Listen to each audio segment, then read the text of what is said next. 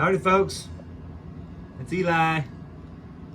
Did a little bit of work yesterday evening and this morning and got these 353 signals installed for my outer loop siding. This one operates for the left and the center line. This one operates for the center and the right line. And this one operates for all three to the outer loop. I also got another floodlight tower hooked up on dial power.